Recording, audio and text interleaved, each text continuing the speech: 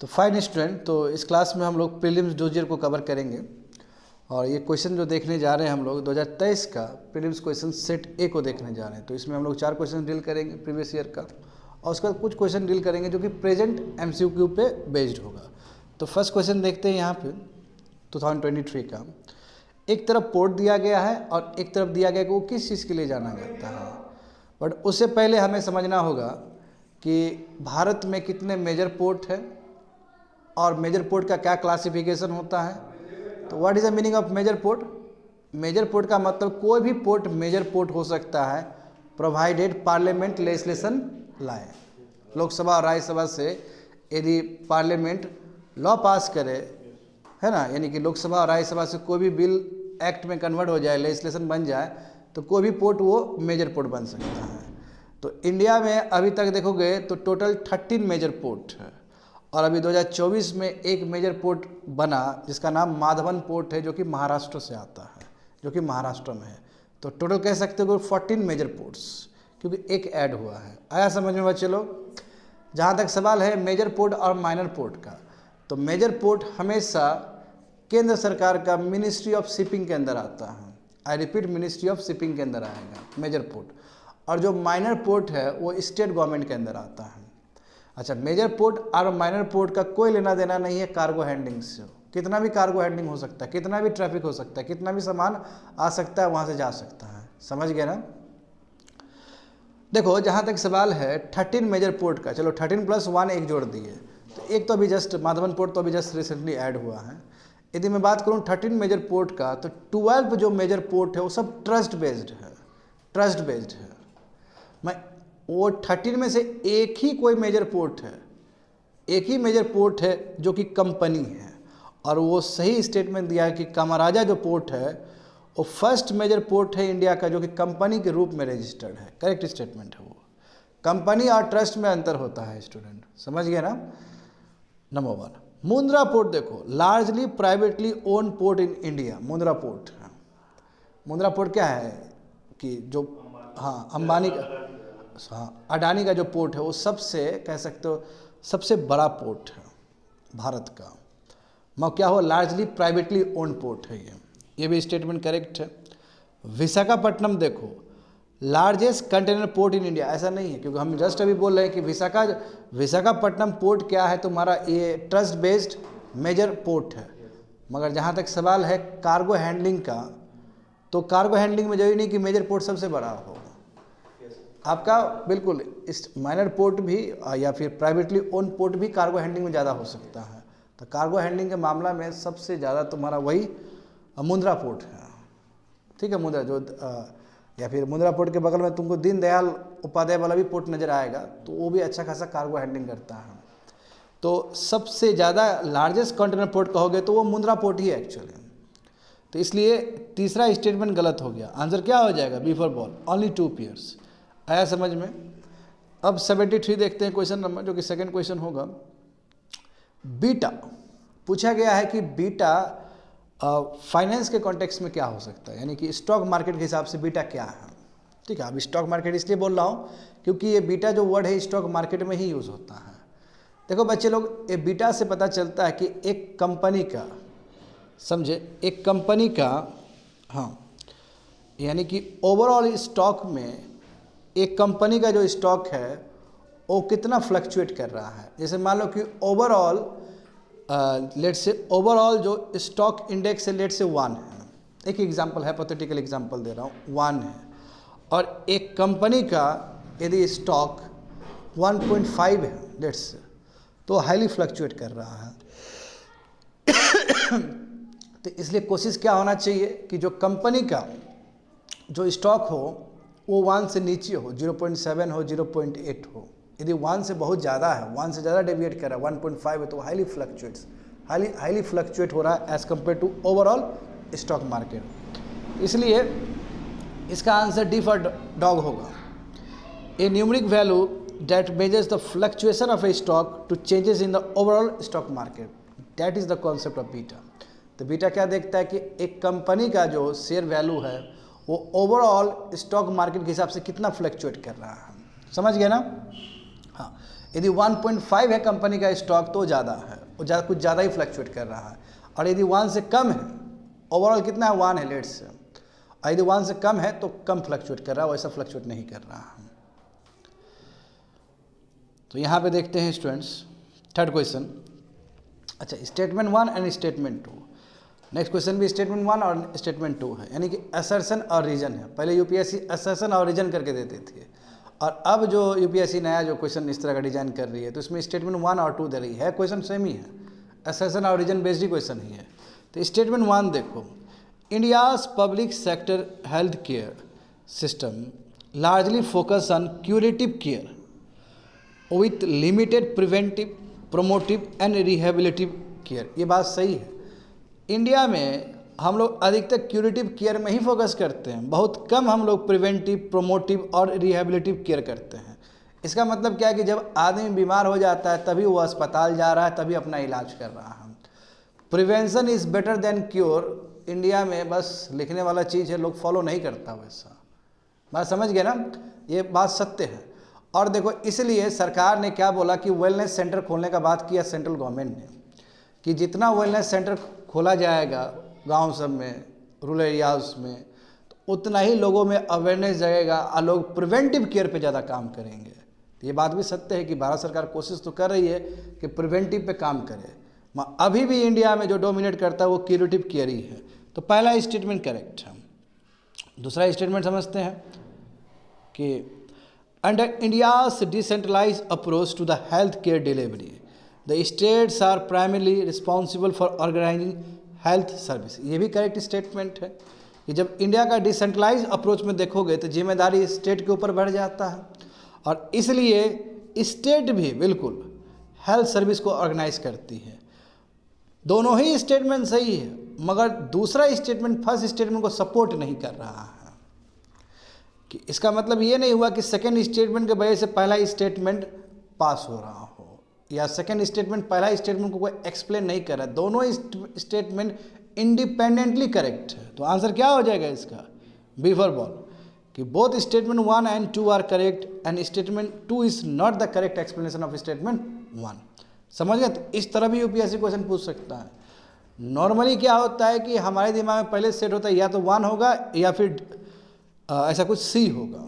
अधिकतर 1 और सी में दिमाग जाता है, मगर कई ऐसा होता है इंस्टेंस जहाँ पे यूपीएससी इस तरह का भी ऑप्शन दे सकता है, इस तरह का भी चीज़ पूछ सकता है। इसमें देखते हैं हम statement 1। According to the United Nations World Water Development Report 2022, India extracts more than a quarter of the world ground water withdrawal each year. ये करेक्ट स्टेटमेंट है।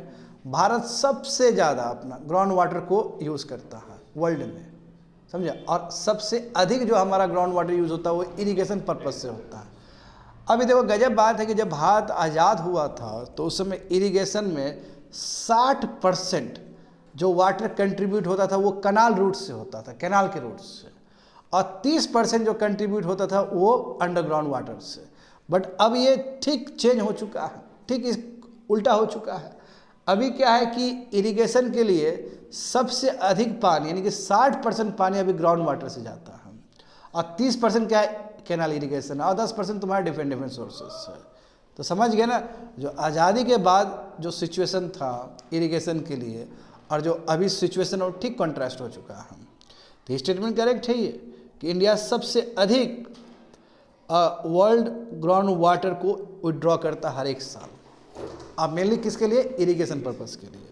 दूसरा स्टेटमेंट देखो, India needs to extract more than a quarter of the world ground water each year to satisfy the drinking water and sanitation needs of almost 18% of the world population living in the territory. गलत statement है।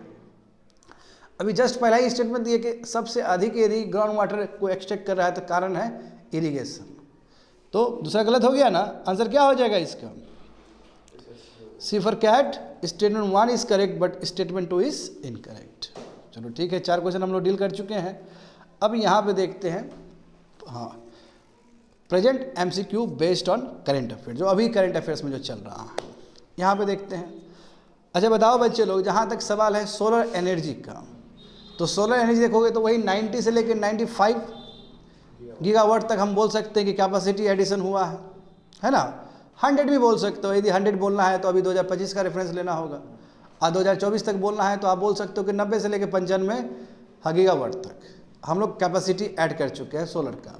जहाँ तक सवाल है wind का, तो बोलो 45 के आसपास, ठीक है, आधा है, समझ गए। अब यदि रिन्यूएबल एनर्जी का बात करूं, क्योंकि इंडिया में यदि रिन्यूएबल एनर्जी का बात करेंगे तो ज़्यादातर जो डोमिनेट करता है वो सोलर के बाद विंड ही करता है, ये दो को लेके चलते हैं ज़्यादा हम लोग। तो इंडिया में रिन्यूएबल एनर्जी में जो सबसे आगे है तो वो क्या है तुम्हारा, गुजरात सब है, हाँ गुजरात और राजस्थान है, महाराष्ट्र भी है, बट इसलिए ये फर्स्ट स्टेटमेंट गलत है। In India Karnataka and Tamil Nadu lead in the renewable energy capacity creation. तो गलत स्टेटमेंट हुआ ना, गुजरात और राजस्थान सब होगा, गुजरात का यहाँ पे जिक्र ही नहीं है, इसलिए स्टेटमेंट गलत हो गया।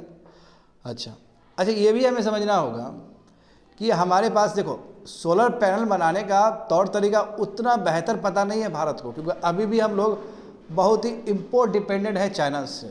मगर बच्चे लोग, जहाँ तक सवाल है विंड टरबाइन बनाने का, विंड टरबाइन बनाने का कैपेसिटी बहुत अच्छा है भारत में। उसके बावजूद भी जिस तरह विंड एनर्जी में कैपेसिटी जो ऐड होना चाहिए फिर भी नहीं हो पाया, इसका एक सबसे बड़ा रीज़न है रिवर्स ऑक्शनिंग विंड का।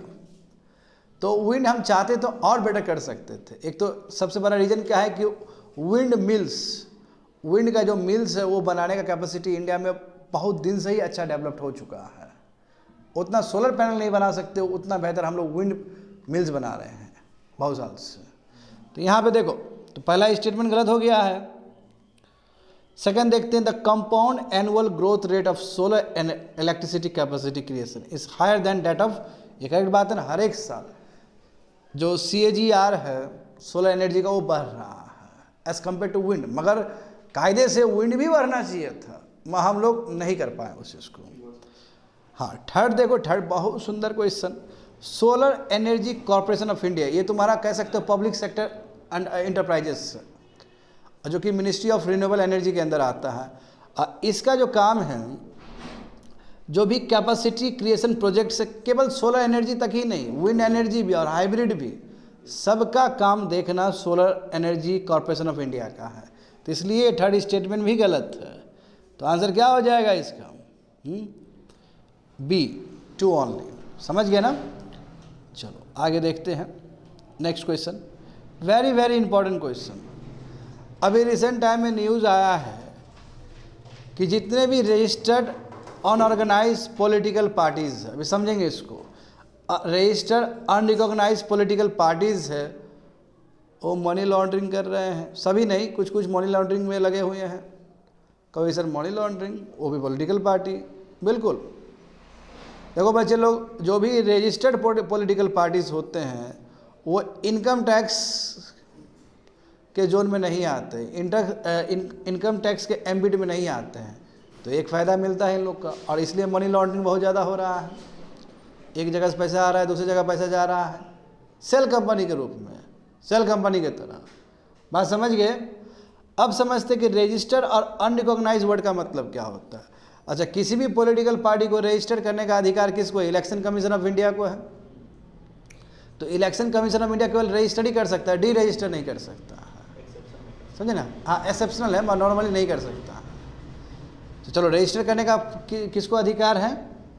इलेक्शन कमीशन ऑफ इंडिया को है। तो ये रजिस्टर्ड पार्टी हुआ। But registered party plus unrecognised, unrecognised का मतलब क्या कि ना ही वो स्टेट पार्टी है और ना ही वो नेशनल पार्टी है। तो कब आप स्टेट पार्टी और नेशनल पार्टी नहीं बनते हो? जब आपका वोट शेयर जो आना चाहिए उतना यदि नहीं आता है तो आप अनरिकॉग्नाइज रहोगे। कहने का मतलब आप स्टेट पार्टी नहीं बन पाओगे, ना ही पॉलिटिकल पार्टी बन पाओगे। तो ये जितने भी रजिस्टर्ड अनरिकॉग्नाइज पॉलिटिकल पार्टी है उसमें से कुछ कुछ पॉलिटिकल पार्टीज़ के ऊपर, ठीक है, गंभीर आरोप लगा है, एलिगेशन लगा है कि मनी लॉन्ड्रिंग हो रहा है पॉलिटिकल पार्टीज से। देखो नंबर 1 देखते हैं, these are the parties that have not been able to secure sufficient percentage of vote in the assembly और Lok Sabha polls to become either state और नेशनल पार्टी। एब्सोल्युटली करेक्ट, ये करेक्ट स्टेटमेंट दिया गया है। And they are not allowed to collect donation, no they are allowed to collect donation. यही तो provision है जिसकी वजह से मनी लॉन्ड्रिंग हो रहा है और वो इनकम टैक्स के एम्बिट में आ भी नहीं सकता है। They are allowed to collect donation. समझ गए ना, तो इसलिए 1 सही हुआ और सेकेंड स्टेटमेंट गलत हो गया। क्या होगा इसका आंसर? हाँ, ए होगा, 1 ओनली। नेक्स्ट क्वेश्चन देखते हैं, very very important questions, very important question. Bharat का यदि कहोगे तो मर्केंटाइज और ट्रेड है लगभग वही $500 बिलियन के आसपास होगा, 450-500 के आसपास होगा। अभी थोड़ा बढ़ा होगा घटा होगा वो अलग बात है, रफली फिगर दे रहा हूँ मैं। तो देखो इंडिया का जो सबसे फेवरेट डेस्टिनी जो है मर्केंटाइज ट्रेड का वो है यूनाइटेड स्टेट्स। लगभग हम यूनाइटेड स्टेट्स के साथ ना कह सकते हो 35 से लेके $40 बिलियन का सरप्लस में है। कई रिपोर्ट कहता है 40 से 45, ठीक है। और आज जानते हो कि डोनाल्ड ट्रंप लगाने जा रहा है तुम्हारा रेसिप्रोकल टैरिफ, है ना, बिल्कुल। तो USA is the largest export destination for India accounting for 1/6 of the total merchandise goods export from India. Correct statement है। लगभग 17% हमारा जो एक्सपोर्ट होता है, लगभग 17% जो एक्सपोर्ट होता है मर्केंटाइज एक्सपोर्ट वो यूनाइटेड स्टेट्स में होता है, इसलिए वो 1/6 हो जाएगा। Correct statement. Around half of the merchandise goods import to India comes from China. देखो स्टेटमेंट सुनने में लगता है कि सही होगा, गलत है ये। हाफ थोड़ी, आधा हमारा इंपोर्ट मर्केंटाइज इंपोर्ट थोड़ी चाइना के साथ होता है। आधा समझते हो, एक कंट्री से आधा होना मतलब कितना बड़ा संख्या है ये। सिंपल बात है, चाइना के साथ लगभग हमारा वही 90 to 95 बिलियन डॉलर का डिफिसिट है। बात समझे, लगभग $700 बिलियन का हम लोग इंपोर्ट करते हैं। क्या करते हैं? इंपोर्ट करते हैं। $700 बिलियन के साथ हम इंपोर्ट करते हैं, ठीक है। पूरा दुनिया से सामान मंगवाते हैं। हमारा यदि ट्रेड डिफिसिट देखोगे तो वही 200 के आसपास, 150 और 200 के बीच में रेंज में है, ठीक है। अब देखोगे चाइना से हम लगभग वही 80 और 90 के बीच में हम लोग बिलियन डॉलर डिफिसिट है। दैट डजंट मीन कि कहाँ $700 बिलियन का मंगवा रहे हैं और $85 बिलियन का डिफिसिट है, तो वो हाफ तो किसी भी रूप में नहीं हो सकता है। इसलिए स्टेटमेंट ये गलत है पूरी तरीके से। And India has the highest trade deficit with China. ये करेक्ट स्टेटमेंट है। सबसे ज़्यादा ट्रेड डिफिसिट भारत का किसी कंट्री से तो वो चाइना के साथ ही है। And same for United states also. US का भी जो सबसे ज़्यादा ट्रेड डिफिसिट है किसी के साथ तो वो चाइना के साथ है। तो पहला स्टेटमेंट करेक्ट हुआ, दूसरा गलत हो गया, तीसरा सही हुआ। तो क्या होगा इसका answer? A for apple, 1 and 3 only. Next question देखते हैं, very very important questions. Consider the following statements about inward foreign remittances to India. अभी देखो इंडिया डिस्टेंट फर्स्ट है। सबसे अधिक इंडिया को ना इनवर्ड फॉरेन रेमिटेंसेस मिलता है ग्लोबली। और सेकेंड सब में आएगा तुम्हारा बहुत पीछे चाइना, फिलीपीन सब आएगा, बहुत पीछे है वो सब, है ना, मैक्सिको सब आएगा। तो लगभग इंडिया $120 बिलियन, यदि अभी का ताज़ा देखोगे रिपोर्ट वर्ल्ड बैंक का या फिर जो भी संस्था है ना, तो लगभग $120 बिलियन के आसपास इंडिया रिसीव कर रहा है। जो भी हमारे भाई लोग बाहर कमाते हैं वो भेजते हैं इंडिया में। और अभी देखो सबसे अधिक किसी राज्य को मिल रहा है इंडिया में तो महाराष्ट्र है। पहले क्या था कि देखो अब थोड़ा सा शिफ्ट हो रहा है बच्चे लोग। पहले जो मिडल ईस्ट था वो सबसे अधिक रेमिटेंसेस भारत को भेजता था। ये क्या है? सेकेंडरी इनकम है, ये यूनिलैटरल फ्लो होने वाला इनकम है, क्योंकि वो हमारे भाई लोग जो कमा के भेजते हैं दुबई से इंडिया, हम उसके लिए कुछ भेज नहीं रहे हैं। वो क्या यूनिलैटरल है, वो एक तरफ से ही है। इसी को बोलते हैं इनवर्ड फॉरेन रेमिटेंसेस कहते हैं। बात समझ गए? इंडिया इसमें ब्लेस्ड है। अच्छा, वो इसका बहुत फायदा होता है, जो करंट अकाउंट डिफिसिट को ब्रीच करने में बहुत काम आता है, सीएडी को ब्रीच करने में बहुत काम आता है। जैसे हम जानते हैं कि जब इंपोर्ट इतना ज़्यादा बढ़ रहा है, ट्रेड डिफिसिट है, तो ट्रेड डिफिसिट को कैसे बैलेंस किया जाए? तो एक ये भी मैकेनिज्म है उसको बैलेंस करने के लिए। समझ गया ना? तो अभी टॉप पे कोई कंट्री है जो बहुत ज़्यादा ही राशि भेज रहा है भारत को, तो यूनाइटेड स्टेट्स। यूनाइटेड स्टेट्स ने रिसेंट टाइम में यूएई को रिप्लेस किया है। और इतना ही नहीं बचे, इतना ही नहीं बोल रहा हूँ, इनफैक्ट जो मिडल ईस्ट है, जो वेस्ट एशिया देखते हो, उसको भी रिप्लेस किया है अमेरिका ने इन टर्म्स ऑफ मनी जो बाहर से आ रहा है। पहले मिडल ईस्ट लगभग 50 से लेकर 55 या 60% तक रेमिटेंसेस भेजता था ऑल टुगेदर, और अभी वो घट के 40 to 45% हो गया। अभी अधिकतर तुम्हारा दूसरे जोन से आ रहा है। यहाँ पे समझते हैं India receives the highest inward foreign remittance globally. Correct statement है। नंबर 2 देखते, UAE accounts for the highest percent of India's inward remittance. ये गलत हो गया। क्या होना चाहिए? यूएसए होना चाहिए। Inward foreign remittance are one of the primary components in improving the current account balance for India. Correct statement है ये। तो आंसर क्या हो जाएगा इसका? A for apple 1 and 3 only. हाँ, यहाँ पे देखते very very important news, National board for Wildlife, क्योंकि अभी रिसेंट टाइम में मीटिंग हुआ था, मोदी जी गए थे मीटिंग अटेंड करने के लिए। देखो बच्चे लोग, national board for wild life very important body. अब हमें समझना होगा इसके बारे में कि ये 2023 में जो अमेंडमेंट हुआ वाइल्ड लाइफ प्रोटेक्शन एक्ट 1972 में, तो वहीं से बहुत सारे प्रोविज़न जोड़े गए। ठीक है, जैसे ये एग्जांपल देखो क्या है, ये स्टैच्यूटरी बॉडी है। स्टैच्यूटरी बॉडी वाला जो कॉन्सेप्ट अभी कह सकते हो कि आया है रिसेंट इम्प्रूवमेंट करके, रिसेंट अमेंडमेंट करके। इसमें देखो 43 मेंबर्स होते हैं total. National board for wild life में टोटल कितने मेंबर होते हैं? 43 मेंबर्स होते हैं। इसके हेड कौन होते हैं? प्राइम मिनिस्टर होते हैं, प्राइम मिनिस्टर चेयरमैन होते हैं। और इस बोर्ड के जो वाइस चेयरमैन होते हैं वो कौन होते हैं? Ministry of environment. जो भी अभी मिनिस्टर होंगे इन्वायरमेंट के, वो वाइस चेयरमैन होंगे। मगर वाइस चेयरमैन का बहुत बड़ा रोल है। वाइस चेयरमैन का इतना बड़ा रोल है स्टूडेंट कि स्टैंडिंग कमेटी को कोई लीड करता है, स्टैंडिंग कमेटी को कोई लीड करता है तो वो वाइस चेयरमैन ही है, वो मिनिस्ट्री ऑफ इन्वायरमेंट ही है, वो मिनिस्टर फॉर इन्वायरमेंट ही है। और स्टैंडिंग कमेटी के अंदर 10 मेंबर्स होता है और सभी एक्सपर्ट होते हैं इन्वायरमेंट में, समझा। और वो 10 मेंबर को अपॉइंट करने का अधिकार मिनिस्ट्री ऑफ इन्वायरमेंट को ही है।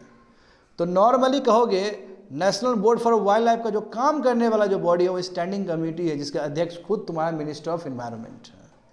हाँ, normally national board for wild life का काम है एडवाइस देना, मगर कई बार ये एडवाइस से ज़्यादा भी काम कर सकता है। क्या काम कर सकता है? जैसे मान लो कि वाइल्ड लाइफ सेंचुरी को, नेशनल पार्क को थोड़ा सा तुमको बदलना है, उसको वो करना है, एरिया को थोड़ा बदलना है, चेंज करना है, तो उस समय you have to take permission from National board for Wildlife. और यही चीज़ बच्चे लोग, यही चीज़ ऐड किया गया। कब ऐड किया गया? जो 2023 में वाइल्ड लाइफ प्रोटेक्शन एक्ट 1972 आया, तो वही प्रोविज़न वहाँ पे दिया गया है। Very very important. तो क्या है ये? National board for wildlife statutory body है and top level advisory body है नॉर्मली है, समझे, about wildlife conservation and headed by the prime minister. Environment union minister जो है, यूनियन इन्वायरमेंट मिनिस्टर, वो वाइस चेयरमैन रहेंगे। और standing जो कमेटी है NBWL के, जिसमें 10 मेंबर रहेंगे, और कौन हेड करेंगे? यूनियन मिनिस्टर हेड करेंगे। यूनियन मिनिस्टर का सेक्रेटरी हेड नहीं करेंगे, इसलिए चौथा स्टेटमेंट गलत दिया गया है। तो क्या हो जाएगा आंसर इसका? C for cat, 3 only. समझ गए ना? हाँ, अच्छा, मेनिंजाइटिस बच्चे लोग, अच्छा, मेनिंजाइटिस और इंसेफेलिटिस दो अलग चीज़ है, दो अलग बीमारी है। जो मेनिंजाइटिस है वो क्या है कि जैसे एग्जांपल देखो, ब्रेन है, ब्रेन के ऊपर ब्रेन हुआ, स्पाइनल कॉर्ड हुआ, उसके ऊपर भी प्रोटेक्टिव लेयर होता है। यदि प्रोटेक्टिव लेयर में कुछ इन्फ्लेमेशन आ जाए, कुछ प्रॉब्लम आ जाए, तो हम कहते हैं कि वो मेनिंजाइटिस हो गया। मगर ब्रेन के मेन हिस्सा को अटैक नहीं करता, मेन हिस्सा खराब नहीं होता इससे। अच्छा, दोनों तरीके से हो सकता है, दोनों क्या, बहुत तरीके से हो सकता है। जैसे वायरस अटैक की वजह से भी हो सकता है, फंगी अटैक की वजह से भी हो सकता है, बैक्टीरिया के अटैक से भी हो सकता है। मगर नॉर्मली वायरस और बैक्टीरिया के अटैक से होता है, फंगी से भी हो सकता है। तो जो वायरल अटैक है वो ज़्यादा खतरनाक नहीं है मेनिंजाइटिस में। मेनिंजाइटिस भी 2 टाइप का हो गया, फंगी भी कर सकता है, मगर नॉर्मली 2 टाइप ज़्यादा वो होता है, कंसिडर किया जाता है। जो वायरस अटैक होगा वो खतरनाक नहीं है, मगर जो बैक्टीरियल अटैक होगा मेनिंजाइटिस का, वो ज़्यादा खतरनाक है। उसके लिए आपको हमेशा एंटीबायोटिक्स थेरेपी चलाना होगा ठीक करने के लिए। हाँ, जब ये बात कर रहे थे, yes we should also talk about the encephalitis. Encephalitis जो है बहुत इंपॉर्टेंट कॉन्सेप्ट और बहुत इंपॉर्टेंट चीज़ है। देखो, उसमें क्या है कि जो मेन ब्रेन है आपका वो ख़राब हो सकता है, वो जो मेन ब्रेन का जो टिश्यूज़ है उसको इम्पैक्ट कर सकता है, और वो ज़्यादा जानलेवा है। और उसमें जैसे मान लो कि जो अलग अलग टाइप का वायरस है, जैसे जैपनीज इंसेफेलिटिस वायरस, मतलब 1 टाइप ऑफ वायरस है जो कि इम्पैक्ट कर रहा है, या फिर निपा वायरस, वो भी ब्रेन को इम्पैक्ट कर सकता है। इस तरह और भी वायरस हो सकते हैं, समझ गए ना। और हाँ, इंसेफेलिटिस 2 तरीके से हो सकता है, एक तो different types of virus attack कर सकता है, और दूसरा तरीका क्या है, auto immune disorder. Auto immune disorder की वजह से भी इंसेफेलिटिस हो सकता है, जहाँ पे खुद का इम्यून सिस्टम ही खुद को अटैक कर दे बॉडी को, इसी को बोलते हैं ऑटो इम्यून डिसऑर्डर्स, वो इंसेफेलिटिस। समझ गए? इंसेफेलाइटिस ज़्यादा खतरनाक है एज कम्पेयर टू मेनिनजाइटिस। समझ गए ना। तो अब यहाँ पे देखते हैं, नंबर 1 देखते हैं यहाँ पे जो प्रोटेक्टिव मेम्ब्रेन्स जो ब्रेन को सराउंड कर रहा है, स्पाइनल कॉर्ड को सराउंड कर रहा है, वो इन्फ्लेमेटेड हो जाता है। ठीक है, तो ये करेक्ट स्टेटमेंट दिया गया फर्स्ट वन। हाँ, इट कैन बी, हाँ बैक्टीरियल भी हो सकता है, वायरल भी हो सकता है और फंगल ओरिजिन भी हो सकता है। थर्ड क्या दिया गया कि viral meningitis is more severe. No, viral bacterial वाला ज़्यादा सीवियर है, तो इसलिए ये गलत स्टेटमेंट हो गया। आंसर क्या हो जाएगा B for ball, 1 and 2 only. हाँ, यहाँ पे देखते वेरी वेरी इंपॉर्टेंट कॉन्सेप्ट, ये इलेक्शन संबंधित है। देखो शुरुआत के इलेक्शन में, फर्स्ट जनरल इलेक्शन और सेकेंड जनरल इलेक्शन में बैलेट पेपर का कॉन्सेप्ट नहीं आया था। सिंपल एक डब्बा था, बॉक्स था, उसमें सिंबल्स थे, है ना, कैंडिडेट्स का नाम था और उसमें जाके वोटर्स को वोट देना था। तो ये बैलेट पेपर का जो कॉन्सेप्ट आया था 1962 में आया था, थर्ड जनरल इलेक्शन में। तो इसलिए पहला स्टेटमेंट गलत हो जाता है यहाँ पे, समझ गए। और ये जो इलेक्ट्रॉनिक वोटिंग मशीन है ईवीएम, जो लोकसभा में यूज़ हुआ था, वो 1999 में यूज़ नहीं हुआ था, वो 2004 में यूज़ हुआ था। तो इसलिए ये गलत स्टेटमेंट हो गया, जहाँ पे फिर मनमोहन सिंह जीत के आए थे। बात समझ गए। एंड थर्ड वाला देखो, EVM have been covered by 100% VVPAT machine since 2000, ये करेक्ट स्टेटमेंट दिया गया है। ठीक है, क्योंकि ये जो पुलवामा अटैक के बाद जो इलेक्शन हुआ था, उसमें 100% वीवीपैट मशीन अटैच किया गया था ईवीएम के साथ। तो क्या होगा आंसर इसका, ए फॉर एप्पल ओनली 1। हाँ, फुल ईवीएम 2004 में, 2004 के इलेक्शंस में, जनरल इलेक्शन में। हाँ, यहाँ पे भी देखते हैं हम लोग। हाँ, ये भी असर्शन और रीजन बेस्ड है। अब देखो यहाँ पे, as per the WTO framework the advance countries have committed for lower import duties on import of merchandise goods. सही बात है कि WTO का जो फ्रेमवर्क देखोगे, उसके हिसाब से जितने भी एडवांस कंट्रीज, जितने भी डेवलप कंट्री हैं, वो क्या करते हैं, नॉर्मली इंपोर्ट ड्यूटी कम रखते हैं अपना, यानी कि टैरिफ कम लगाते हैं इंपोर्ट पे। बाहर से यदि सामान आ रहा है, यदि डेवलपिंग कंट्री सबसे आ रहा है, तो ज़्यादा इंपोर्ट ड्यूटी नहीं लगा सकते। ये करेक्ट स्टेटमेंट है। ठीक है, ताकि हर कंट्री का, वर्ल्ड में जितने भी कंट्री है, सबका डेवलपमेंट स्टेज सेम नहीं है। डेवलपिंग कंट्री को थोड़ा फ्लेक्सिबिलिटी ज़्यादा चाहिए, इस रीजन से वाटर उसका कम होता है, समझे, उसको वाटर कहते हैं, फ्लेक्सिबिलिटी कम होता है डेवलप कंट्री में। मगर at the same time WTO framework में एक क्लाउज भी है, नेशनल सिक्योरिटी क्लाउज। तो इसलिए क्या करता है कि डेवलप कंट्री क्या करता है, हमेशा यदि टैरिफ उसको बढ़ाना है तो नेशनल सिक्योरिटी क्लाउज को इन्वोक करके टैरिफ बढ़ा देता है। और यही चीज़ डोनाल्ड ट्रंप कर रहा है अभी। बात समझ गए, और पहले भी कर चुका है। तो पहला स्टेटमेंट करेक्ट है। दूसरा स्टेटमेंट देखो, when advance countries want to raise import tariff beyond what they have committed, the national security clause can be invoked as per WTO guidelines. ये भी करेक्ट स्टेटमेंट है। अब सेकेंड स्टेटमेंट फर्स्ट स्टेटमेंट को वो करता है, समझ गए ना। हाँ, तो क्या हो जाएगा आंसर, ये बोथ स्टेटमेंट करेक्ट। तो दोनों करेक्ट है, और सेकेंड क्या कर रहा है, फर्स्ट को एक्सप्लेन कर रहा है। समझ गए ना। That's it, completed.